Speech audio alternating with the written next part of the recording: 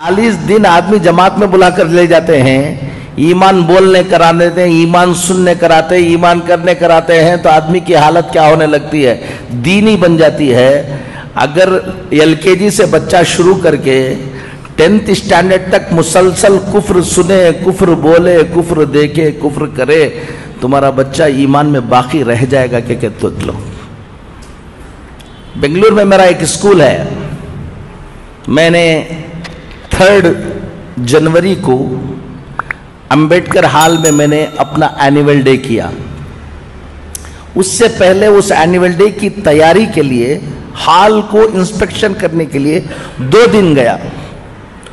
उससे पहले 2 दिन पहले 2 तारीख को भी एक स्कूल का फंक्शन हो रहा था, एनुअल डे हो रहा था। 1 तारीख को भी एक स्कूल का एनुअल डे हो रहा था। मैं देखने के लिए अंदर गया, 90% मुसलमान बच्चे बुर्का ओढ़कर ऑडियंस अपने बच्चों को देखने के लिए आए हैं और वहां पर पूजा कर रहे हैं बच्चे और हमारे पेरेंट्स तालियां मार रहे हैं। वो स्कूल वाले करा रहे हैं, वो उसको बात छोड़ दो, स्कूल भी मुसलमानों की स्कूल है। स्कूल भी किसकी है? मुसलमानों की स्कूल है। और ऑडियंस ऐसा लग रहा था कि जुमा हो रहा है। वहां पर सब टोपियां पहन ले कोई बैठे हुए थे, सब बुरखे पहन लेकर बैठे हुए थे। वो बुरखे भी पहन लेकर बैठे हुए थे जिसमें नाखून भी ना दिखे, लेकिन उनके बच्चे पूजा कर रहे हैं और क्या मार रहे हैं।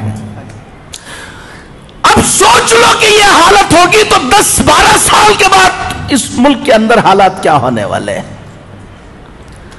हम कह रहे हैं कि व्हाट्सएप पे डालते हैं फलां बच्ची क्या कर रही है, रजिस्टर मैरिज हो जा रही, कुछ देखो।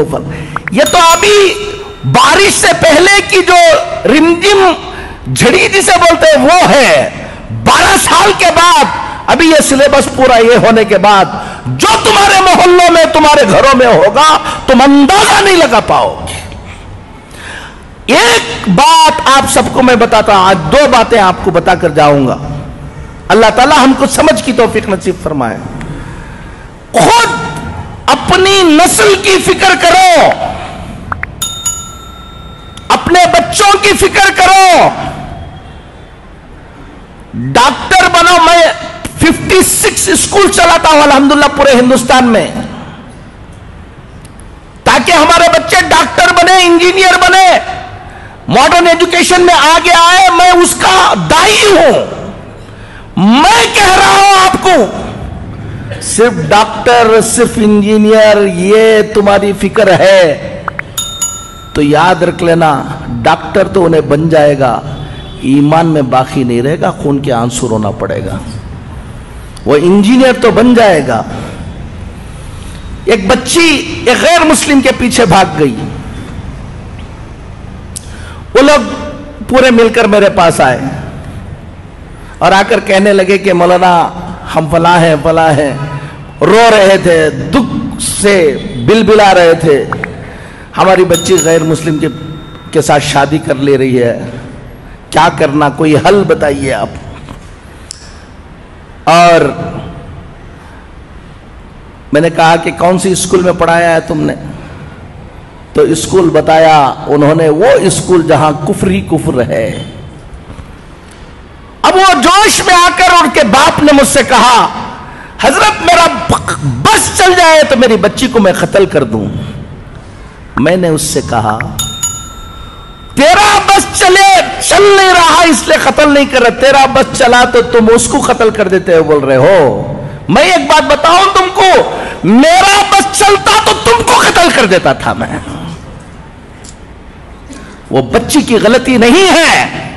अगर आज से 10 साल पहले, 12 साल पहले, 15 साल पहले अगर तुमको आकर मैं कहता उस स्कूल में, जिस स्कूल में जा रहे हो उसका जहन ये बनने वाला है, तुम ख्याल करो कि ऐसी स्कूल में दाखिला करो जहां उसका क्या रहे, ईमान बाकी रहे, तो तुम मौलाना को कहते कि मौलाना आप बैकवर्ड हैं, तुम बहुत फॉरवर्ड बन रहे थे ना, ले लो। आपको बता रहा हूं, दीनदार घरों के बच्चे ईमान में बाकी रहना। अलीगढ़ गया था मैं, حضرت مولانا حکیم کلیمالدین صاحب دامت برکاتہم اللہ ان کی عمر کو دراز فرمائے، وہاں گیا، وہاں بیٹھا ہوا تھا، ایک صاحب آئے بڑے دیندار، کہا کہ حضرت آپ کو یہاں سے جانے کے وقت ایک آدھا گھنٹے کے لیے ہمارے گھر آنا ہے۔ کہا کیا بات ہے؟ ایک لڑکی غیر مسلم ہو گئی ہے، بہت دن وہ جا کے دوسرے سے کیا ہو گئی ہے، شادی ہو گئی، بہت دنوں کے بعد سمجھانے کے بعد 2 سال کے بعد اس کو بلا کے لے کر آئے، آپ کی زبان سے کچھ بول دیں گے تو انشاءاللہ۔ ہمارے گھر میں ہمیشہ اجتماع ہوتا ہے، سب ہوتا ہے، اس بچی کو بلا کے لے آئے۔ میں سمجھا ہمیشہ گھر میں اجتماع ہوتا ہے، سب ہوتا ہے، تو کسی اور کی بچی ہوگی، بلا کے لے آئے ہوں گے۔ اب میں گیا، بچی سامنے بیٹھی ہوئی تھی اور بات کرنے کے لیے کہا، میں نے کہا کہ تم چھوڑ دو، میں بات کر لوں گا اس کو۔ اب اندر جانے کے بعد کہا کہ یہ کس کی بچی ہے؟ کہا کہ کسی اور کی بچی نہیں مولانا، یہ ہماری بچی ہے۔ ہر ہفتہ کیا ہوتا ہے؟ اجتماع ہوتا ہے، دیندار ہیں، سب کچھ ہیں، ان کی بچی نہیں۔ میں نے کہا کہ بیٹا تم کہاں پڑھے؟ کہا گرکل میں پڑھے حضرت ہم۔ میں نے کہا کہ علی گڑھ میں تم کو اور کوئی اسکول نہیں ملی؟ گرکل میں پڑھایا۔ کتنے بچے تھے؟ پورا گرکل کفر سکھاتا ہے، اسی کام کے لیے بنایا گیا ہے۔ اب آپ اپنی بچی کو ڈاکٹر بنانے کا جذبہ، آپ بچی کو بھیج رہے ہیں، دیکھ نہیں رہے ہیں، اور اچھے مارکس آ رہے ہیں، یہ آ رہے ہیں، یہ سب دیکھ رہے ہیں۔ میں نے کہا کتنی اور مسلمان بچیاں تھیں وہاں پر؟ کہا کہ ہم لوگ ایک 6-7 بچیاں تھیں، کیا کیا پروگرام ہوتے تھے، کیا کیا، اب پورا بتایا۔ میں نے ان کو بلا کر بتایا ہفتے میں 1 مرتبہ تم گھر میں بٹھا کر اس بچی کو اجتماع سنا رہے تھے، اور صبح کو اٹھے تو شام تک وہ کفر سنا رہے تھے۔ تمہارے کفر، اس کفر کا اثر ہوگا یا تمہاری تعلیم کا اثر ہوگا؟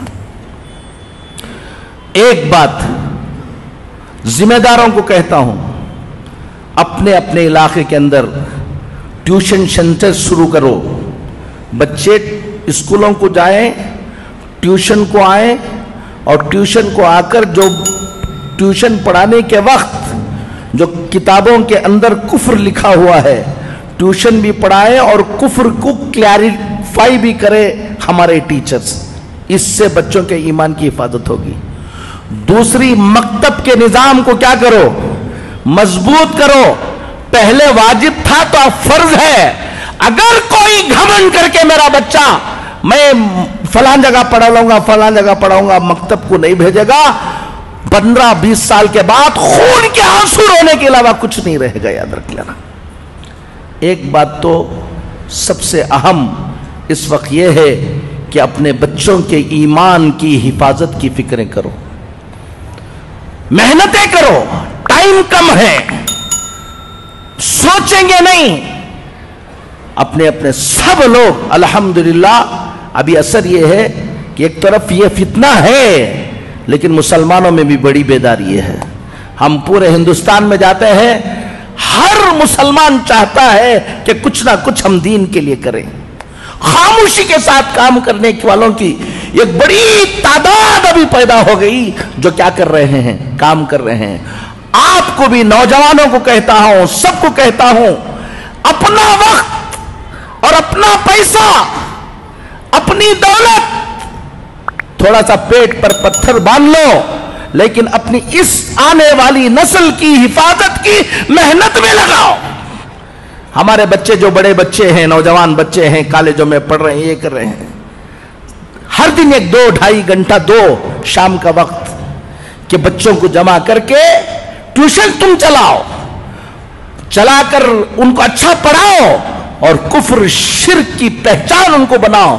اگر تم 1-2 گھنٹے اپنے ان ملت کی حفاظت کے لیے نہیں دے سکتے تو کہیں چائے پی لے کر قوم کی حالت پر گفتگو کرنے کا تم کو کوئی حق نہیں ہے۔ تیار بیٹھو تباہی و بربادی کے لیے۔